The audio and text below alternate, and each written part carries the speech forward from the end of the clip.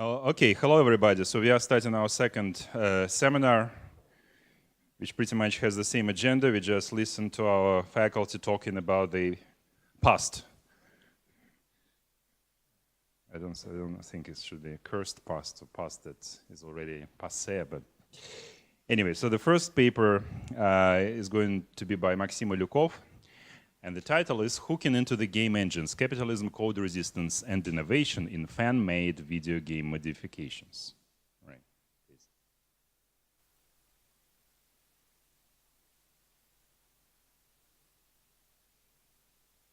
Thanks.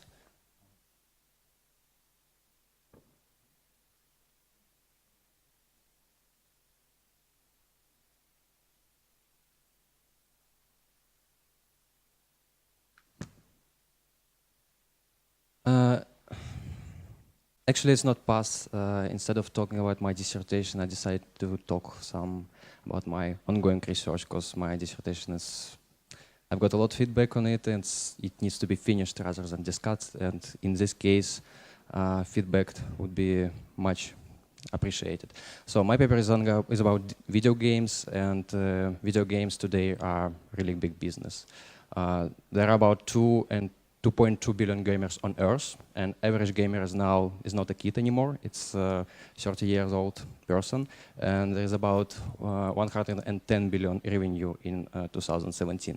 So it's basically rivaling Hollywood in terms of market share, and at the same time it has much more potential in terms of market, because film industry is very old, so there are some innovations they are introduced each year, but there is really small scale, like graphical effects, and there is no innovation in terms of genres. So while in case of video games, we see a lot of potential. So new engines, new graphical effects, new gameplay features implemented each year. And they basically make gamers and players keep updating their hardware every year to meet the needs of their software. Plus, there's also a lot of innovation in terms of genres. So, for instance, the rise of indie games in the late 2000s, the rise of open world sandbox survival games now. There are a lot of experiments blending different genres like first-person shooters, real-time strategies, simulators. So it has much more potential in terms of genre innovation too, and it has a potential to become more important both socially and economically in the future. So because it grows exponentially. But in fact, the revenue the game industry extracts from gaming is extracted not only from passive consumption of games, but also from gamers' active involvement in designing their own experience of gaming. So using toolkits provided by game developers and external software, they design their own levels, textures, meshes, sounds, and other elements of the game. And this process should be situated in a more broader pattern of the transformation of capitalist economy. Scholars argue that in the 70s, since the 70s, capitalism has gone through the important change in terms of logic of accumulation. So basically, the idea is based on Marx's idea about the tendency of the profit to fall off. So when the rate of profit falls off, capitalism needs to find new markets to invest and recapitalize. And invention of digital, the net in particular, is an important and natural part of this transformation. So scholars argue that basically all these voluntary and social enjoyable activities like participating in virtual communities, likes, shares, social networks, modifying software packages, is a natural part of the expansion of capitalism, because all these activities basically keep this digital economy running, and at the same time profit is secured by companies and corporations, and that's why this labor is classified as free labor.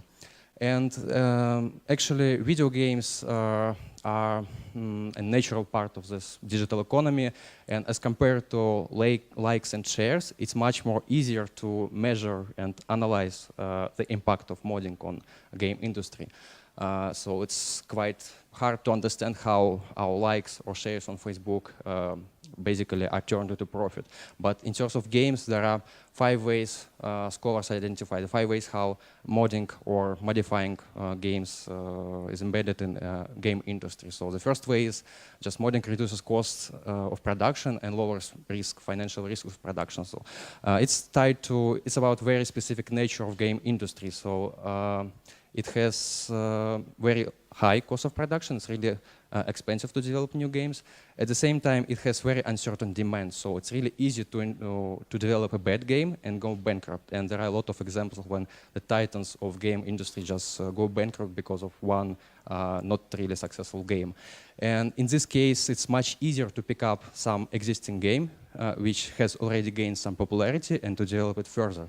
And the most striking example here is probably Counter-Strike, probably the most popular, one of the most popular games across the whole history of video games, which was initially developed by two modders, Min Lee and Jeff Cliff, in 1999. Its popularity in 1999 was skyrocketing, and then next year it was bought by Valve and developed further, and then Valve released 5 more titles based on original Counter-Strike, for instance, Counter-Strike Condition Zero, Counter-Strike Global Offensive, and each title was bought by about 40 million of players. So they just took an existing title and developed it. And basically what happens here is that game industry outsources the cost of production, the development of game to its fan base, to modders.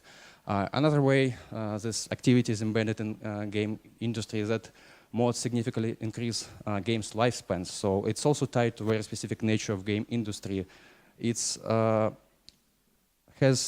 remains incapable of getting very diversified revenue stream like film industry in case of video, home video, television distribution. So game developers has to push gamers somehow to buy their primary product, which games. So it's an interesting example here, for instance, is Elder Scrolls 3 Morrowind, which title was developed in 2002, and then maybe 10 years later, modders developed a modification which is called Morrowind Graphic and Sound Overhaul, which basically makes this game released in 2002 look very similar to game released today, 15 years later. So basically, this modding tips make gamers play this game and attract new audiences. And at the same time, the trick is that they have still to buy the original content and additional DLCs this content depends on. And in this case, game industry extract additional revenue from modding and from gamers. And the third way is that just effectively lowers marketing costs. So just an example, it's another Elder Scrolls title, it's Skyrim, which has a very vibrant and vast modding community around it. And this is just a small work, and its logical is that it formed its own infrastructure of PR, advertisement, analysis, and review. So each mod released for Skyrim is reviewed by modders. And these modders have, typically they have 100,000 subscribers on YouTube, and their reviews reach million audiences. So it's basically modding community here substitutes marketing function of game industry, lowering marketing costs. The first way is that just modding is a source of innovation. Again, Counter-Strike. So the Valve decision to cast Half-Life to physics in a central role, physics engine in a central role, was a result of earlier experiments with gravity and friction on Counter-Strike, which is a mod, not a game developed by Valve. And finally, it's a source, it's a pool of recruitment because modding community is very trained and professional, and many modders basically have mod portfolio which is used when they're hired by game industry. So when, for instance, a guy from Morrowind released a mod called Combat Enhanced, and then he was hired to work on combat system for Oblivion, and it's a pretty usual process. And in this case, game industry just outsources the work of training future professionals for game industry to its fan base. And copyright is considered as a key tool in maintaining industry monopoly over content and basically in making all the system work, because basically developers fear that other modders or game developers will use provided game assets to shortcut their way to the development of their own games. And all these 5 channels, 5 ties between modding and game industry are organized through copyright, because if you have copyright, you cannot use these assets to develop your own game, and all your effort and all your innovations come to the game industry. However, I think that copyright is not only instrument of is not the only instrument of control. When gamers make mods, the first constraint or barrier they face is not actually copyright or ideology or something. The first thing they actually face is the absence of access to particular files of game files, namely source code. So while at the level of distribution they are constrained by copyright, at the level of actually changing game files they are constrained by game architecture and first of all by game engine. And game engine was introduced in 1992 by John Carmack, who was the lead programmer of ID Software in Wolfenstein 3D, and then it became a revolution. The game engine is a standardized set of codes related to rendering graphics, rendering sounds, artificial intelligence, scripting language, and it's separated from game files, which is textures, sounds, models, and so on. And the introduction of game engine by Carmack in 1992 had twofold consequences. First, it boosted industry itself because basically you have a readily available engine. So you don't need to build new engine from the scratch. You can just update your old one or borrow or buy one from other companies, and it significantly reduces cost of production. And at the same time, it had very important consequences for modding community because John Carmack was dedicated, he was a libertarian guy, and he was determined to make Doom. So the engine which he was determined to make Doom, which is another very important title in the game history, to make it the platform for modding activities. So he just released the engine, ID Tech 1, under GNU GPL, meaning General Public License. So, and modders were able not only change, like design their own levels or textures, they were able to change the very foundations of the game, and it boosted modding community dramatically too.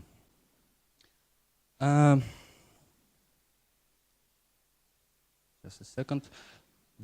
And I think that game engine is also an embodiment of political economy, not only copyright or ideology. So the separation between game files which are available and source codes which are not available are an embodiment of political economy. It's the first constraint or first barrier modders and players face, and it's the first thing which basically constrains their action and prevents them from elaborating more successful and more successful modifications and breakthroughs.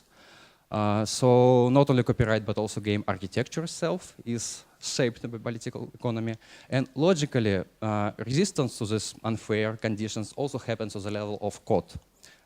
So many scholars argue that modding community is a disorganized multitude lacking political resistance, which is, while it's certainly true, what they can do is not to resist politically, but due to their outstanding professional skills, they can resist through code. And in what follows, I will show how this resistance happens. I took two cases for this research. First of all, it's Boris Vorontsov INB. Boris Vorontsov is a Russian programmer, and INB is outstanding modification which introduces all modern effects like sun rays, detailed shadows, even to outdated games published decades ago. And it's also very unique because it can be applied to more than to dozens of games. There are 38 games listed on INB dev website now. So. And another case is script extenders. It's a modification for fixed games, and it's not a modification on its own because it doesn't add anything on its own. Rather, it extends scripting language functionality, and it's a platform which later allows to install dozens of super complex modifications.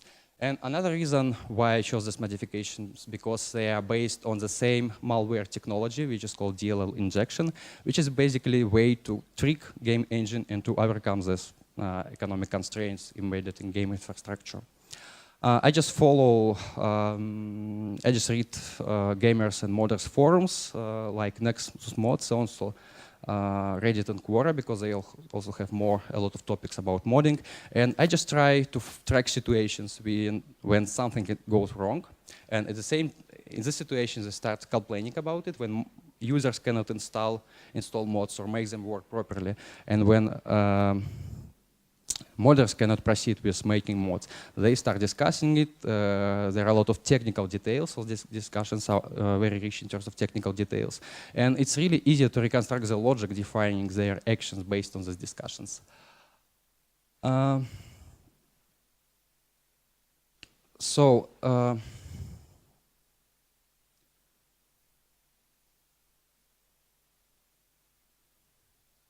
ENB was brought to life in 2004, I guess, and the reason why it was initially developed for GTR 4, and the reason why it was brought to life was poor graphical performance. For instance, Boris Vorontsov argues that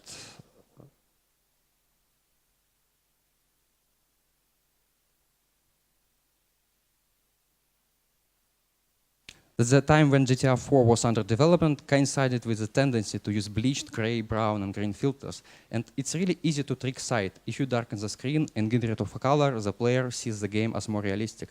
That is why this trick is used when high-quality lighting and textures are absent. And similar drawbacks are embedded in script extenders, not script extenders, but scripting language. Another modder, Wikirois, argues that Bethesda software scripting languages are like a hell. You go ahead, you want to create some content, make a mod, why not? And you find yourself needing to write a script, and that's when you realize that writing Elder Scrolls script is writing troubleshooting. So basically, quotations show that it's not about developers' laziness or unwillingness to develop some high-quality textures or models, but it's about time budget constraints. So game industry operates under very tight time budget constraints, and all features.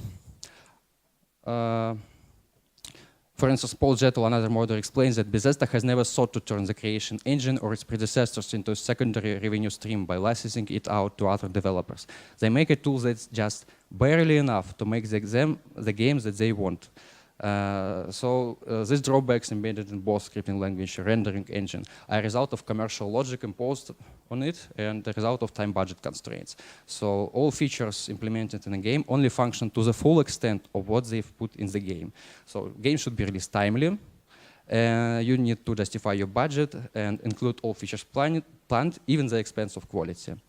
And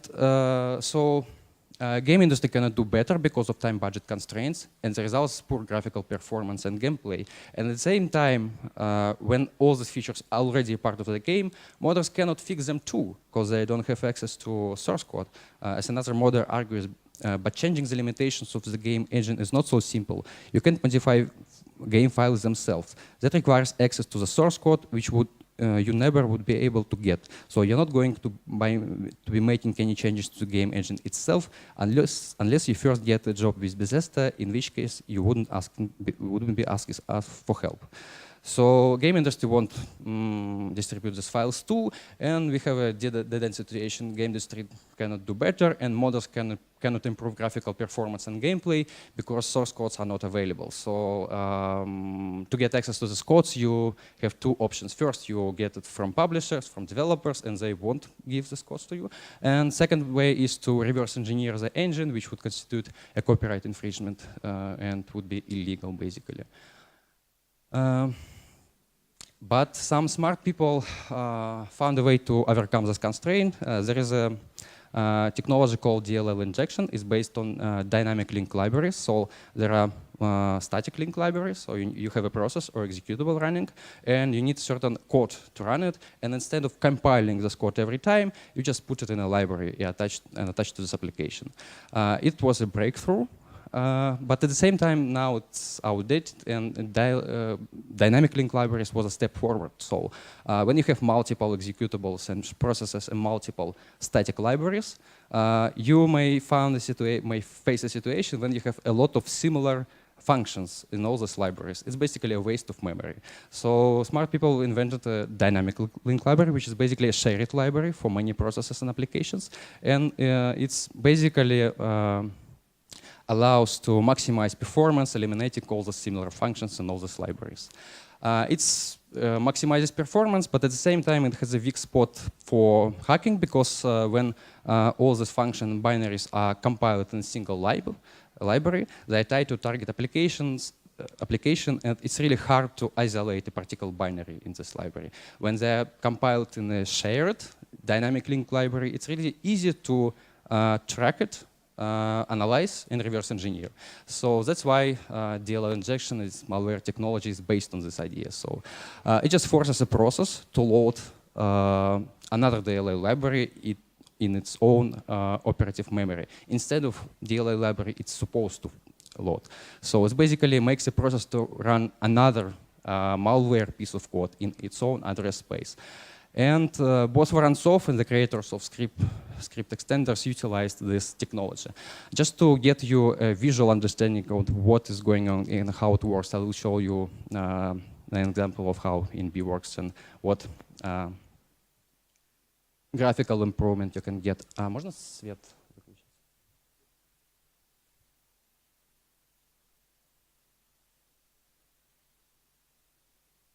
So this is Skyrim 2012. Just look at the graphics and try to remember how the nature looks like, just to compare.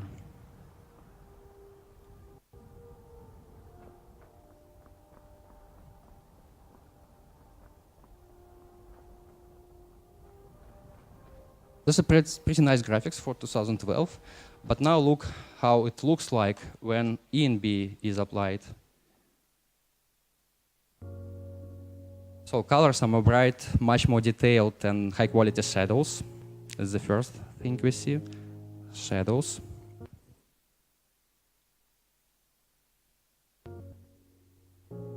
Sun rays, the technology which was really hard to implement in 2012, or visible sun rays. And just for comparison purposes, I'll show you the game which was released this year. This is Horizon Zero Dawn. Just compare the graphics.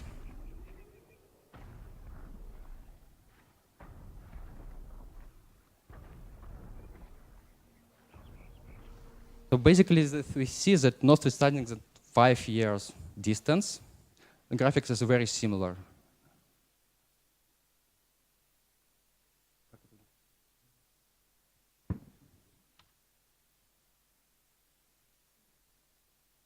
So its performance of this modification is really incredible. And basically, it utilizes DLL technology. There is a software, specific piece of Windows software, which is called DartX, which is a number of lower level API, application programming protocols, which basically connect different parts of your software. So it makes communication between your game engine and video card drivers. And this software is also based on DLL libraries, and B just tricks DirectX and makes them load another DLL library instead of its own DLL library. And this DLL library contains a lot of tweaks related to graphics, which we see in this video.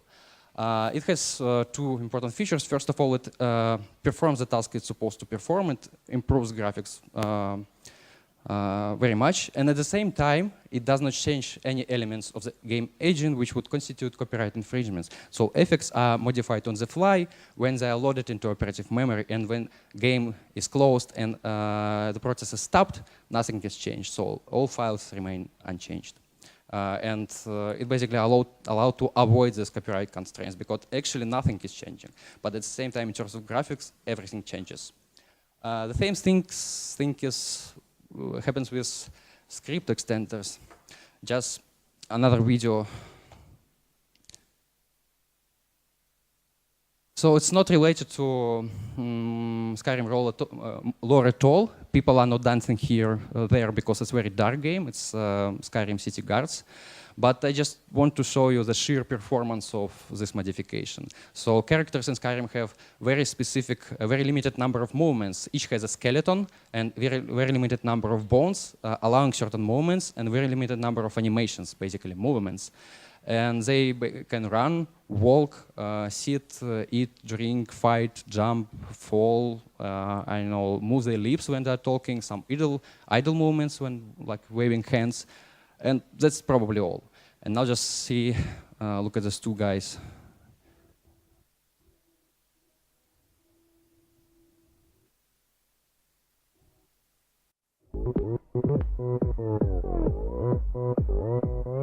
Opern Gangnam Style.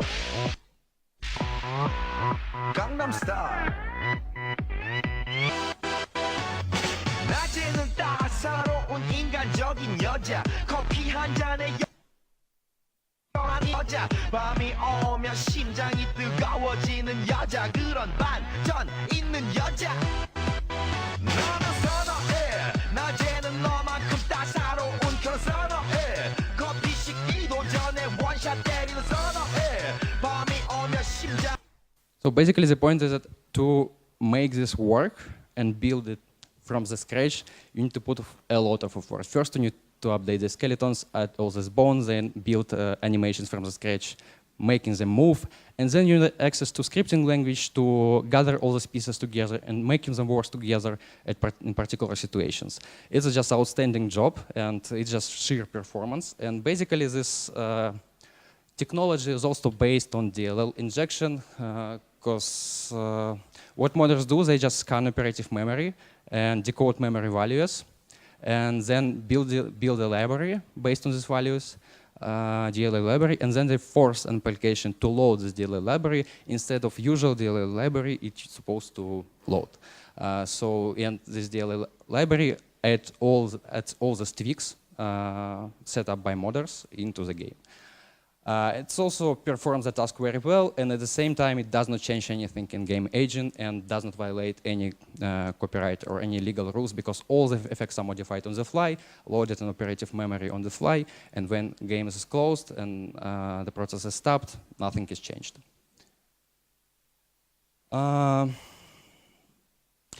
So as we see, that political economy of game industry is not only imposed from above on game industry, it's embedded in the side. It's a part of game infrastructure. It's the separation of game engine and game files.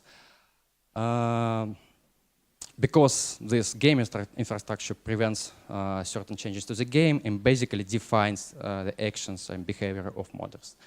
At the same time, we see that in this case, coding is similar to James Scott hidden resistance, because it's not only the way to achieve certain breakthroughs in terms of graphics or performance, but also the way to resist unfair political economy of game industry when some public confrontation is not possible. So they utilize this DLL injection to do what they want to do, at the same time to avoid any legal consequences. And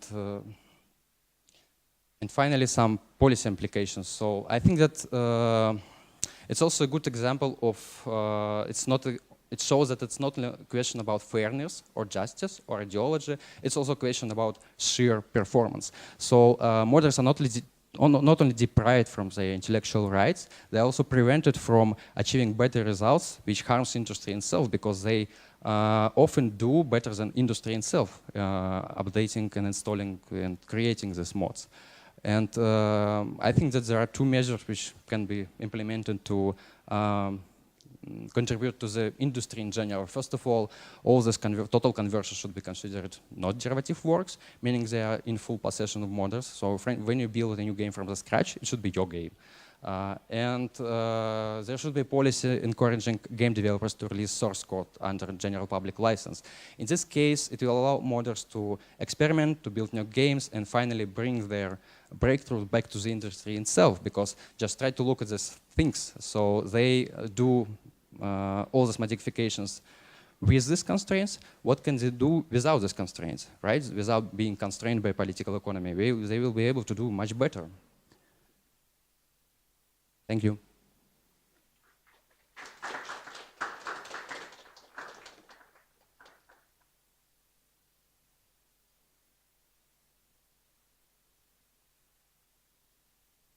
Just a second, can I have a pen?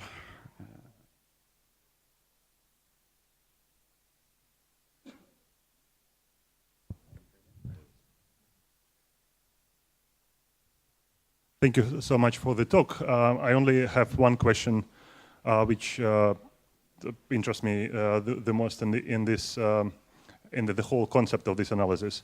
You use the word fan in your title, and you talk about motivations that are obviously not guided by money or by social position or any of these laws that political economy investigates. And for me, it just resonates immediately. the idea of political economy, which studies laws and then some obvious, let's say it, how to put it better, formal and easily distinguishable and analyzed lines and motivations, while you're talking about rather altruism and people's affection and their desire to do something for the sake of doing it. Do you see a conflict in there of methodological level? Thank you.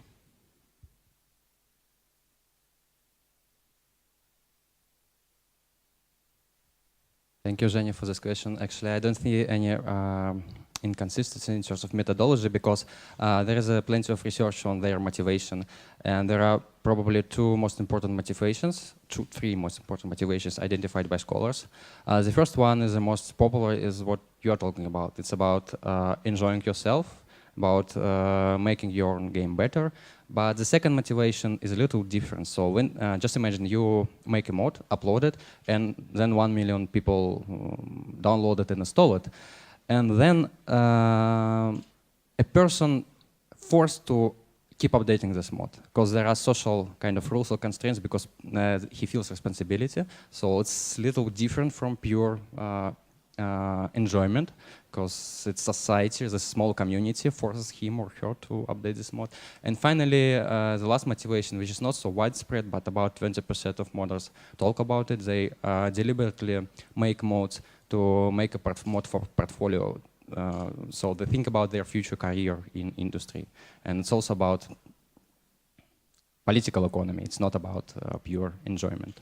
So, and even if you talk about enjoyment and joy, I wouldn't say that it contradicts political economy framework in any way, because political economy is about rules important to them and making them behave in a certain way. So even if you enjoy this activity, it doesn't prevent game industry from extracting profit from you. That's the basic point. So it's classified as fun, but at the same time it's work, and it's part of ideology. So the process still runs, and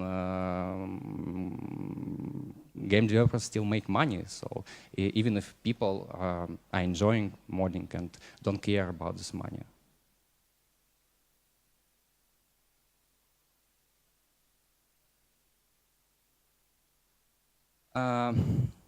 Initial push was actually on the side of game industry, because it was the idea of certain developers to introduce as toolkits to form a gaming community around games. So the initial push also related to game industry. Well, if you do not take this small experiments with modifying games in the past, when we talk about this as a large-scale movement, it's pushed by game industry too, because they encourage players to do this.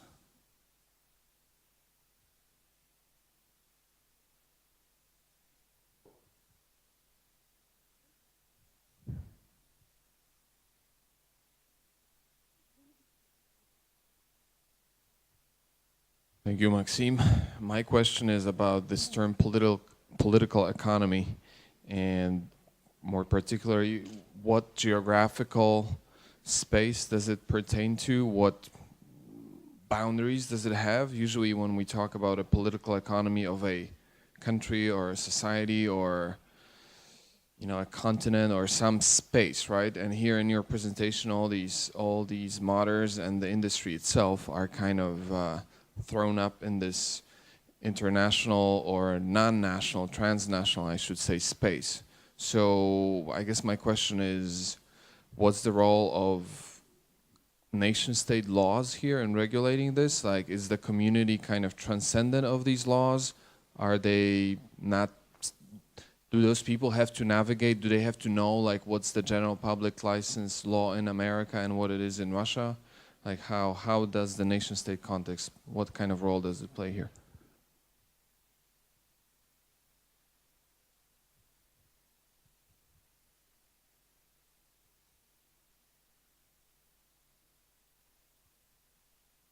If we talk about game industries, there is some national specifics, because there are different laws related to, for instance, mature ratings and this kind of stuff, but it's mostly a problem of game industry. because it's like regulated by these laws. And there is some specifics. For instance, in some countries, it would be like harder to release certain games because they contain scenes of violence or sex.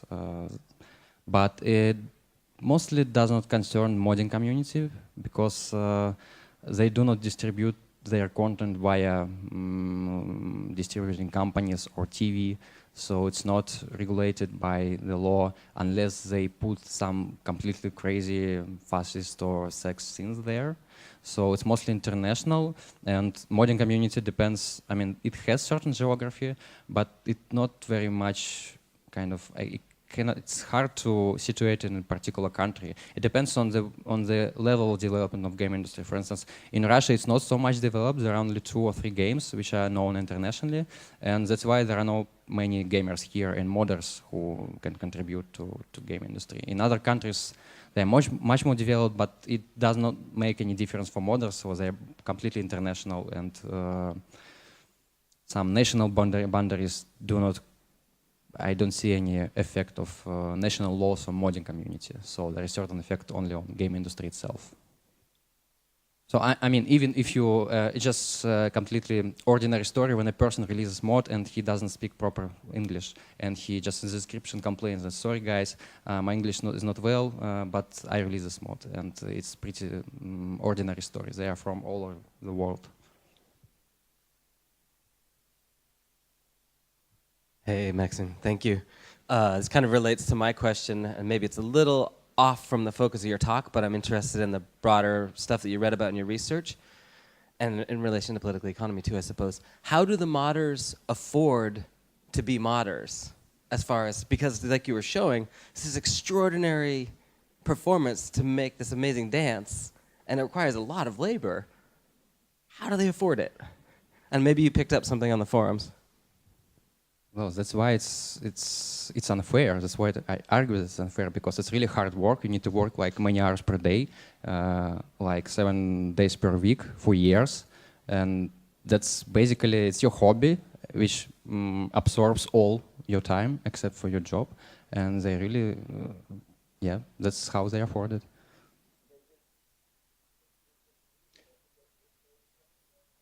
Yeah, I can give you an example of, again, Counter-Strike. So Min Lee was a guy who studied in Canada in university, and he just put like all his time to work on Counter-Strike for several years with his friend. And then he, in the university, when he was graduating, he decided that he need to like turn this hobby into something more significant, and he sold it to Wolf. But before that, he just was working on this mod for like many hours per day, and that's how it works. Well, that's the power of ideology. When you are convinced that it's your hobby and you can you need to work on it like for years, you just do that. And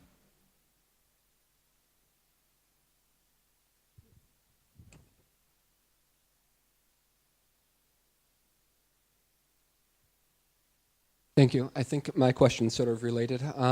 So I'm interested in the constraints and limits. You were speaking quite a bit about how the copyright constraint forces everything to be modified on the fly, and the limits of why these modders have to, I forget the exact terminology, but not work, so they're actually changing the code, but it disappears as soon as they shut down the game. I'm wondering what would happen to like this community, this creativity, if your policies were actually enacted, if copyright, if the structure, if these constraints were lifted. There seems sort of a tension between your policy enactments and this sort of imminent creativity in this community.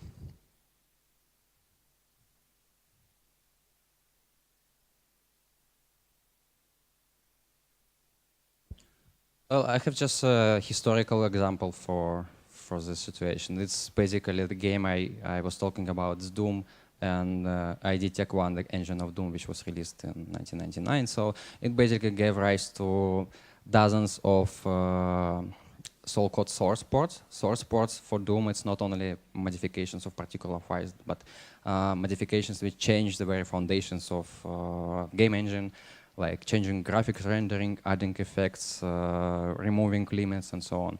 And it basically formed a very vast and vibrant community around Doom. People were producing mods. Some people eventually managed to commercialize their efforts to produce games. Some mods were bought by industry, and there are like maybe a dozen of game based on modification based on source ports of Doom. So it's dynamized the industry and dynamized community very much, and both these people and both game industry benefited a lot, because there are a lot of games based on initial ID Tech 1, just a little bit modified, and there are a lot of free and available mods, and so that's how it works when there are no constraints limiting their access to source code.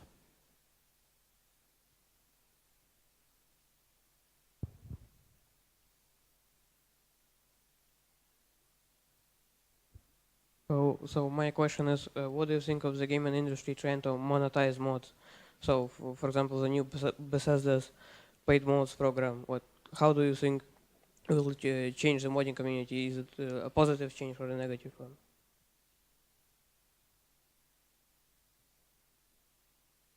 I mean, the recent Steam story, or what?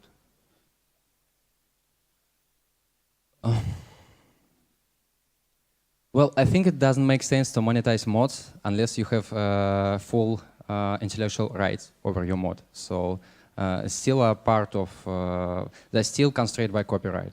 They're still constrained by game engine. So if you monetize, like introduce pay for your mods in Steam, like it was a couple of months before, as far as I remember, it provoked really outrageous reaction among modders, because when you are allowed to get some money for your mods, but at the same time you don't have full possession of those mods because you're constrained by copyright in game engine, it doesn't make any sense. It's just another way to get profit from modders instead of allowing them to do what they want and to build their own games. So I think that we may allow them get money, but first we need to get rid of these constraints, like bigger things.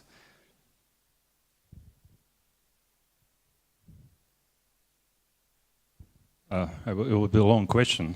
I think this is going to be the same question I will ask everybody today, and if it works well, everybody in the following talks. So if you look here, this is what I call research structure, right? What qualifies as research? Of course, it's very general. I mean, there are probably different modifications in different branches, scholarship, etc. But I think there is a kind of most general idea that, well, first of all, there should be a hypothesis, right? I mean, all your facts, all the evidence that you collect should prove something. There should be some hypothesis. Something you want to demonstrate in your research that wasn't known before you started the research, or that was questionable before, and now you want to prove that. This hypothesis is only good when it has some relevance for some kind of larger theoretical framework. Because if your hypothesis is that, my hypothesis is that there are more red cars in Tumen than there are blue cars, okay, you can prove that, but who cares, right? It's not relevant. So there should be some relevance for a kind of a more general theory, or what I call here theoretical framework 1. Now, theoretical framework 1 should have an alternative, because if this is the only theoretical framework there is, I mean, it makes no sense to prove it. I mean, your hypothesis works to strengthen this theoretical framework against an alternative theoretical framework, well, against several alternative theoretical frameworks that have different vision of the object, right? Okay, if this is, for example, my favorite example, if this is kind of history of Stalinism, one theoretical framework will be a revisionist theory of Stalinism, and the alternative theoretical framework would be a totalitarian model, right? That looks at the same events, but from a very different theoretical angle. And if you prove something about, like, for example, Tomasz did, something that Tomasz did about the post-World War II events were done about the 1930s, and it was in part of this kind of revisionist framework saying that, well, these social forces of actual, for example, economic exchange, they really worked. They are outside of ideology, they undermined ideology in the long run, and that was against the totalitarian model, which pretty much argued that all Soviet citizens were kind of brainwashed, they kind of followed the guidelines of the party, etc. All right, so this alternativity means that there is some kind of argument between the two theories, and the important thing is this argument should matter to someone outside of these two theoretical frameworks, or 3 or 4 theoretical frameworks. It should be urgent. I call it urgency, right? It should be urgent for some kind of global topicality, that somebody outside this kind of narrow community of group of scholars should care about the results of your polemics. My counterexample to that, when I was at St. Petersburg University and studied Russian literature and linguistics there, there was this polemics between St. Petersburg Phonological School and Moscow Phonological School. The major kind of issue was whether or not "ı" is a separate phoneme, or is it a kind of allophone of another phoneme "i". Now, that was a kind of grounded theoretical discussion, but the relevance of that theoretical discussion to someone who doesn't care much about the status of phoneme "i" was questionable. At least we never knew how it was relevant for linguistics in general, right? Or for linguistics, for kind of general linguistics that they study in other parts of the world. So this is urgency, right? For some kind of global topicality. I don't mean kind of urgent political issues, but I mean some scholarly issues that are relevant. So my question to you, can you situate your research to be here and say what are the elements of, where are these elements in your research?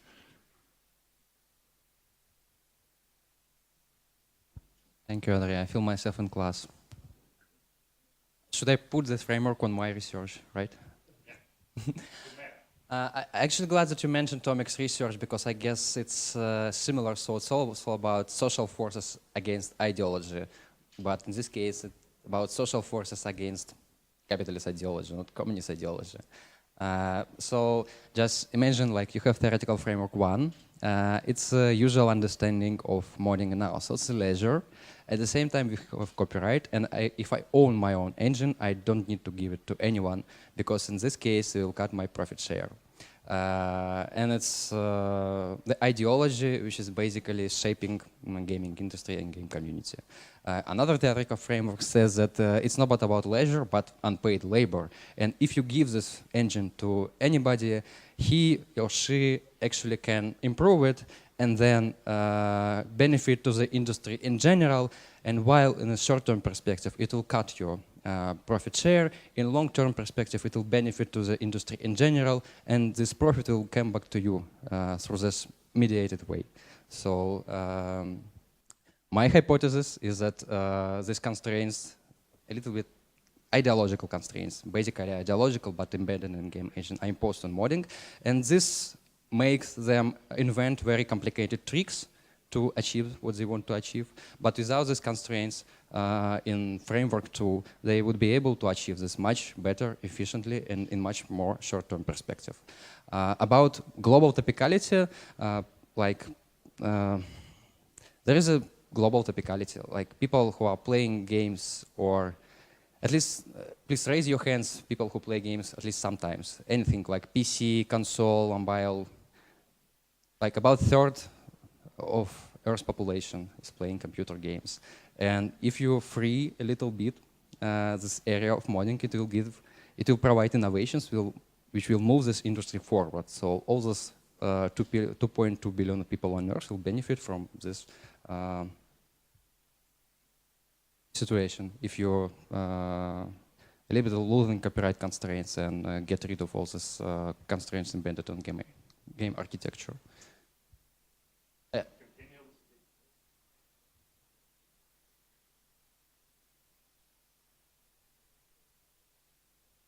No, it's like, for instance, the first one is a pretty standard liberal idea about private property. The second one is the critics of new capitalism, like Boltanski, Capella. So something which we consider as a part of our leisure and life are actually a labor which is quantified, which is commodified. So that's why I call it theoretical framework, because it's a part of general economic theory. What?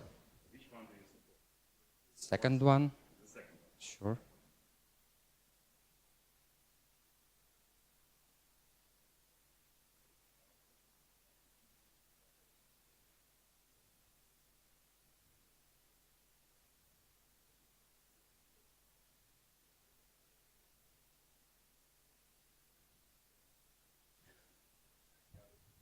Yeah.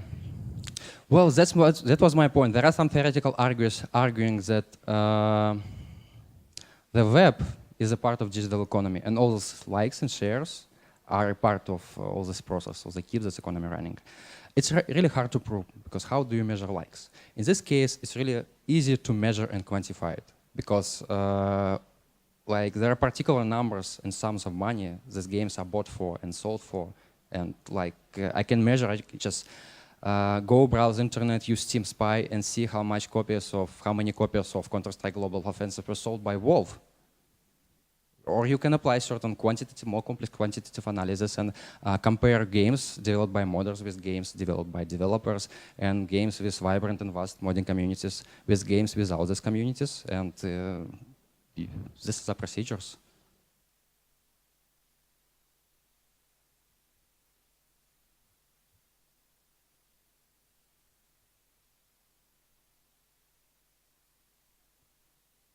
So thanks, Maxime. Maybe one way to go a little bit further to test your hypothesis that this freelance, innovation against the typical procedures of industry could be to compare the gaming industry with more classical industries, because in the end, people are modding cars since decades, and I wonder whether this has anything, whether this could improve the car industry.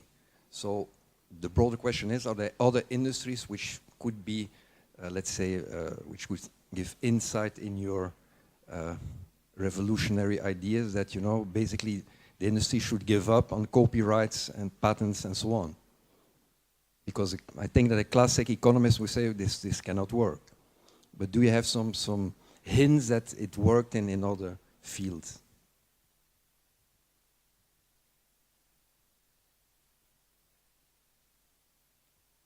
First of all, I'm not arguing that we should give up copyright completely. So I was talking about very moderate measures, like get rid of very restrictive copyright, which basically classifies all mods you make as in full possession of game developers. So it's very questionable policy. It's very restrictive copyright, and maybe we do not need to get rid of copyright in general. So let's just modify our EU laws. Typically, game industry is compared to film industry in terms of like innovations from below. I think there might be some insight from other industries, but rather I would actually put the question in another way: how game industry can benefit to our study of other industries, because film industry, as I said, is really old and it's not much. Like there is not much innovation, so rather we see all this development can contribute to the understanding of the beginning of film industry, because it's much less rigid. It's like develops and evolves right now. So, but I agree that there are other industries like car modifications or other fun communities around things not related to digital media at all, which are also commodified and turned into profit. And there may be some comparative research. But I cannot give you a different answer how exactly we should compare these interests, because they are very different. It's easier to compare film industry and game industry because both are digital media, but how we compare car modifications with computer games?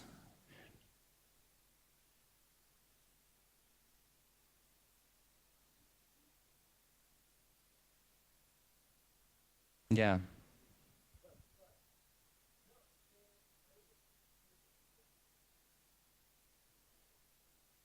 Yeah, but let's think about it in terms of eventually about input output. So does it have input output which is better than output produced by the film industry itself? Yes? I don't know. Yeah, just encourage you to think about the global, how is this saying, topicality in terms of these larger issues of collective works or collective collaborations versus single authorship, and in a way how we're in a time of media ecologies where there's like large groups of people collaborating in different ways on a suite of different medias around the same story or game or characters or engine. And so that's one thing that you're touching that touches a whole wider set of interests than just gaming. And then the other is the wider issue of free work in social media and other non-gaming digital platforms, and these like questions of do I own Facebook or does Facebook own me, this kind of stuff. And that there's something that you can do with having a special community within this larger topic that might be contributing to the wider conversation. Dustin, thanks for this question about collaboration. Is actually an aspect I didn't mention, but it's really important here. Basically, all these overhauls, really large mods, they're not individual works. So, and the rule is basically the following. So, people just create mods and they write in the description, you can take this mod and use it as the way you want, but just mention me in the description. And there are other people combining these mods, building overhauls, and all those creators of small mods are mentioned there. So no copyright in terms of nothing is forbidden. The only rule is that you mention the creator of this mod. So it's all collective, creative, collaborative works. There was a question about social media. Well, yeah, I mean, Mikey, I guess that's a little bit, there is a technophobia now in media studies and in digital media studies. So do I own my Facebook or Facebook owns me? The question is not about Facebook because Facebook doesn't build its own untransparent algorithms itself. So it's people who build this algorithm. And it's government which allows corporations to do whatever they want and build any algorithm. So this case actually shows it's about people and particular policies, not about technology and media owns me or I own my media. So it shows that the agency is actually possessed by people, not by technologies or Facebook or media.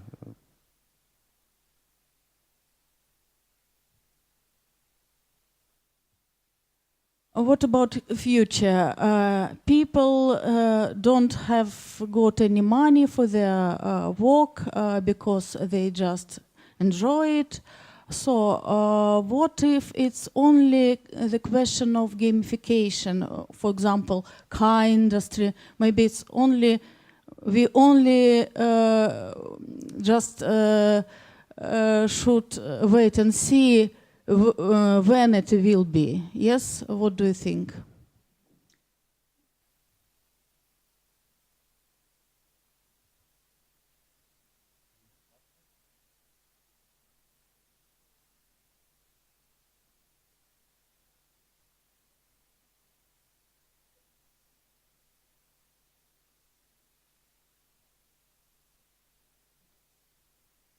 Well, actually, gamification is a important process running in many spheres. Like, for instance, the gamification of science. So there is citizen science, which is based on gamers too. So all these very complex procedures in analyzing massive data sets is, in particular games, is basically outsourced to players. So there is a game which is called EVE Online, and there is a game embedded in this EVE Online. And in this game, you analyze for instance, cells. And all this data is transferred to scientists who basically build a database of human cells. Or another project is related to stars and to exoplanets. So basically players within the game analyze like fictional planets, but at the same time this data is transferred to scholars and scientists who basically build a database of all exoplanets existing known in the world.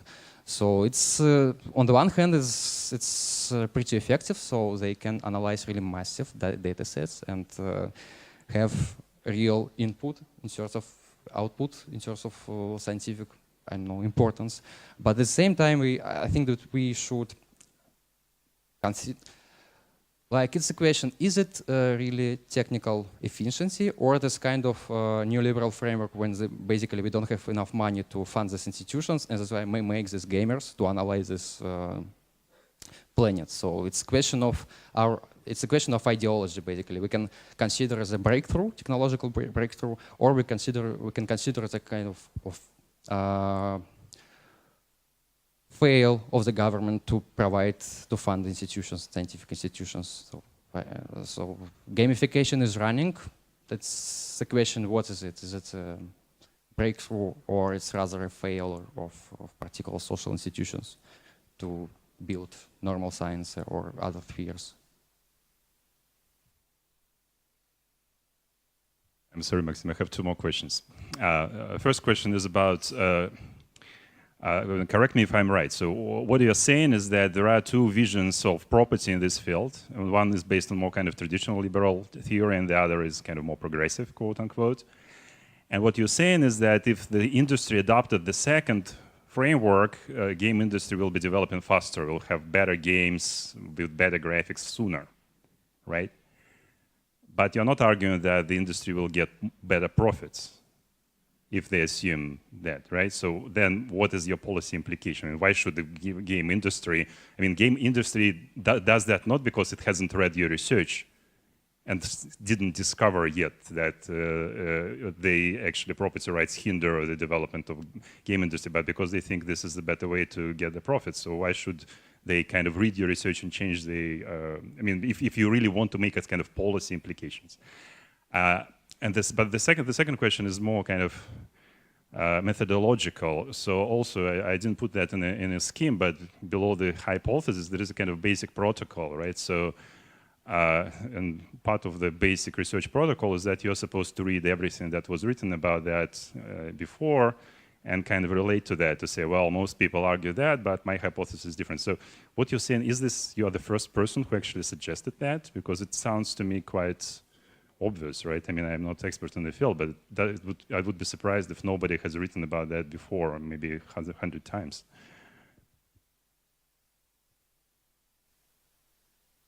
I'll start with the second question. So it's a problem with game studies as discipline. It does not exist as a discipline. For now, it's united by the object of study, by games. But there are no traditions, there are no approaches, schools competing. So it's a field in the process of establishment. So scholars just create these areas, create these debates, try to connect these debates. But if you try to read something about modding, for instance, well, in my article, I basically drafted an article about this. There are maybe 15 or 17 articles I refer to, because there is nothing except for this. You cannot find anything else, because it's not established. The game studies doesn't exist as a discipline. There are a couple of philosophers discussing what the game is a narrative or game, and there are a bunch of scholars interested in different aspects, like citizen science, modding, like immersion, benefits, violence, and they are not breached or connected. It's because the discipline in the very process of its development. So I have not seen any works related to modding or coding in the way I do this work. So that's basically, I mean, I would not repeat something I read in a couple of articles. So, and about the second question about profit, how do you think? Just imagine an engine, like cool engine, which renders super cool graphic, gravity, friction, and so on and so on. And then you have outdated engine. Which one would be more profitable? I think that the one which will, I mean, the problem is not about the absence of profit or the presence of profit. The question is about profit in short-term perspective and the profit in long-term perspective. So if you invest in long-term perspective, you contribute to the industry in general. And it's also about profit in long-term perspective. So they're just afraid of losing profit in short-term perspective because other companies can shortcut their way and develop their own games. But in long-term perspective, just look at the historical examples like Counter-Strike or Doom. So they're all successful. So it's a problem of kind of agency. So when these constraints are imposed on you, you can think, you can even believe this, but you won't do it because there is competition and there are other companies, and in short-term perspective, you lose your profit and go bankrupt. So they may understand it and they may actually convince them, but without policy changes, you cannot do anything because their rivals will eat them. Would you say it's the same problem of agency that when they speak about banking, for example, they say that, well, it would be better for a bank or for a company, for an investment fund to think long term, but simply because the employees are given bonuses based on their quarterly performance, as agents, they are interested in short-term goals, and because of this organization of labor in these banks, the bank actually does something which is harmful for the bank and for the owners of the bank in the long-term perspective, just because there is this kind of mistake in the organization. Do you think there is something similar? Because if you say that, well, the game company would be actually more profitable in 10 years perspective if it did differently, but it doesn't, is this because, they have some kind of problems with the organizational structure? Especially if you say that the owners of the companies actually understand that. Well, I think that I'm glad actually that you mentioned this game theory in more traditional understanding, like how people cooperate or when they stop cooperating, because it's about cooperation. Eventually, when we try to think about the way game developers behave, it's going to the level of the game theory. So do we cooperate? Do we trust each other? Or we don't cooperate because we are afraid that other developer will just fail and let us down.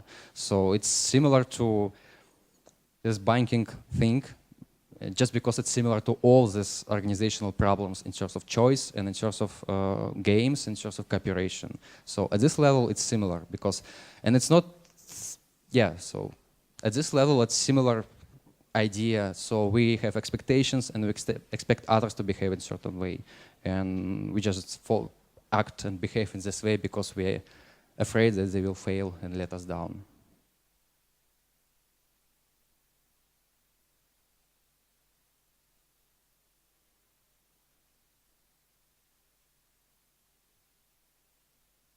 Thank you.